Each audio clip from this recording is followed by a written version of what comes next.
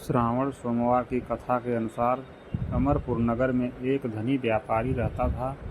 दूर दूर तक उसका व्यापार फैला हुआ था।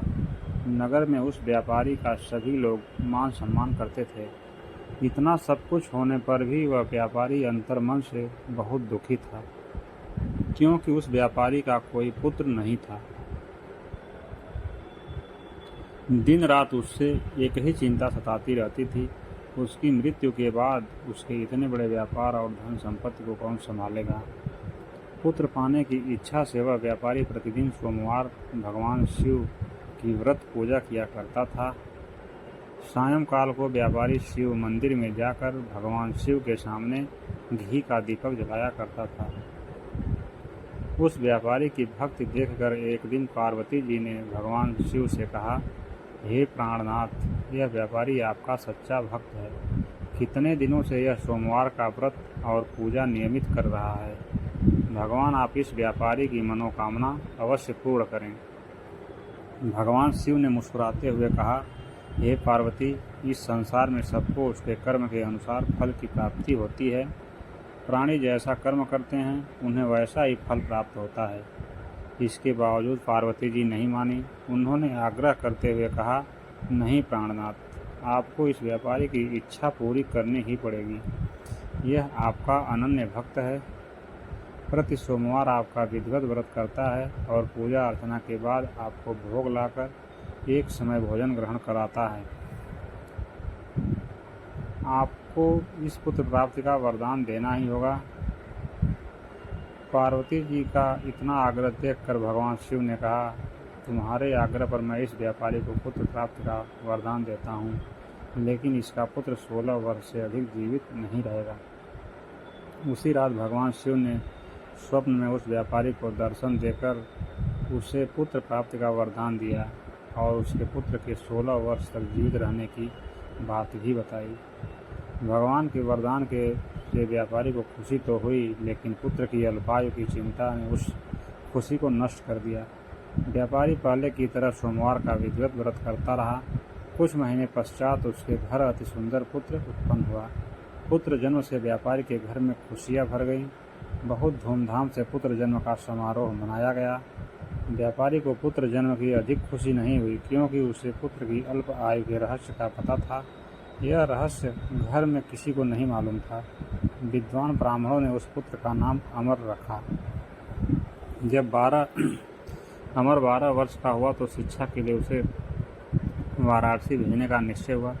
व्यापारी ने अमर के मामा दीपचंद को बुलाया और कहा कि अमर को शिक्षा प्राप्त करने के लिए वाराणसी छोड़ाओ। अमर अपने मामा के साथ शिक्षा प्राप्त करने के लिए चल दिया।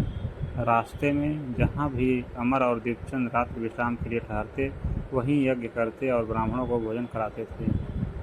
लंबी यात्रा के बाद अमर और दीपचंद एक नगर में पहुँचे। उस नगर के राजा की कन्या के विवाह की खुशी में पूरे नगर को सजाया गया था। निश्चित समय पर बारात आ गई, लेकिन वर का पिता अपने बेटे के एक आंख से काने होने के कारण बहुत चिंतित था। उसे इस बात का भय सता रहा था कि राजा को इस बात का पता चलने पर कहीं वह विवाह से इनकार न कर दे, इससे उसकी बदनामी होगी। वर के पिता ने अमर को देखा तो उसके मस्तिष्क में एक विचार आया। उसने सोचा, क्यों न इस लड़के को दूल्हा बनाकर राजकुमारी से विवाह करा दूं। विवाह के बाद इसको धन देकर विदा कर दूंगा और राजकुमारी को अपने नगर में ले जाऊंगा। वर के पिता ने इसी संबंध में अमर और दीपचंद से बात की। दीपचंद ने धन मिलने के लालच में वर के पिता की बात स्वीकार कर ली। अमर को दूल्हे के वस्त्र पहनाकर राजकुमारी चंद्रिका से विवाह करा दिया गया। राजा ने बहुत सा धन देकर राजकुमारी को विदा किया। अमर जब लौट रहा था तो सच नहीं छिपा सका और उसने राजकुमारी की ओढ़नी पर लिख दिया, राजकुमारी चंद्रिका, तुम्हारा विवाह तो मेरे साथ हुआ था। मैं तो वाराणसी में शिक्षा प्राप्त करने जा रहा हूँ। अब तुम्हें जिस नवयुवक की पत्नी बनना पड़ेगा वह कान्हा है। जब राजकुमारी ने अपनी ओढ़नी पर लिखा हुआ पढ़ा तो उसने काने लड़के के साथ जाने से इनकार कर दिया। राजा ने सब बातें जानकर राजकुमारी को महल में रख लिया।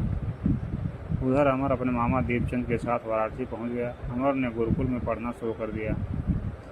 जब अमर की आयु 16 वर्ष पूरी हुई तो उसने एक यज्ञ किया। यज्ञ की समाप्ति पर ब्राह्मणों को भोजन कराया और खूब अन्न वस्त्र दान किए। रात को अमर अपने शयन कक्ष में सो गया।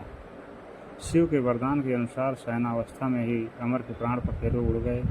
सूर्योदय पर मामा अमर को मृत देखकर रोने पीटने लगा। आसपास के लोग भी एकत्र होकर दुख प्रकट करने लगे। मामा के रोने विलाप करने के स्वर समीप से गुजरते हुए भगवान शिव और माता पार्वती ने भी सुने। पार्वती जी ने भगवान से कहा, प्राणनाथ, मुझसे इसके रोने के स्वर सहन नहीं हो रहे हैं, आप इस व्यक्ति के कष्ट अवश्य दूर करें। भगवान शिव ने पार्वती जी के साथ अदृश्य रूप में समीप जाकर अमर को देखा तो पार्वती जी से बोले, पार्वती, यह तो उसी व्यापारी का पुत्र है, मैंने इसे 16 वर्ष की आयु का वरदान दिया था।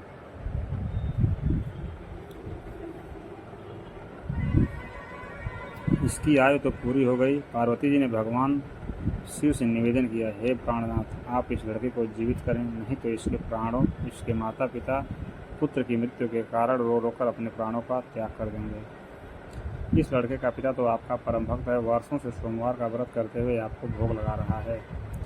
पार्वती के आग्रह करने पर भगवान शिव ने उस लड़के को जीवित होने का वरदान दिया और कुछ ही पल में वह जीवित होकर उठ बैठा। शिक्षा समाप्त करके अमर मामा के साथ अपने नगर की ओर चल दिया।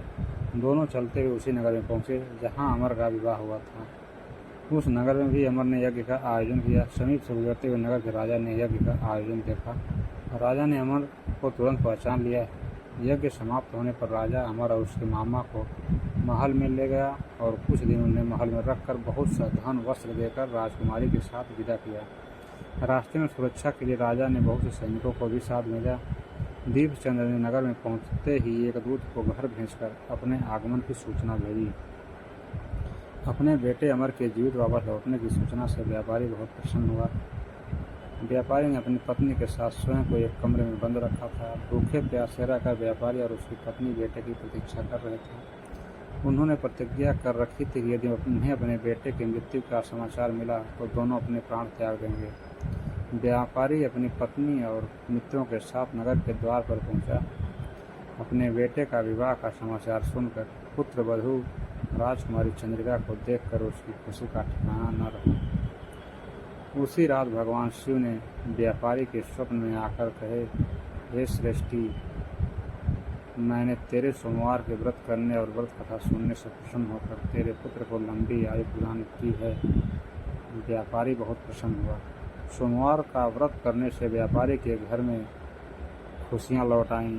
शास्त्रों में लिखा है कि जो स्त्री पुरुष सावन के सोमवार का विगत व्रत करते और व्रत कथा सुनते हैं उनकी सभी इच्छाएं पूरी होती है।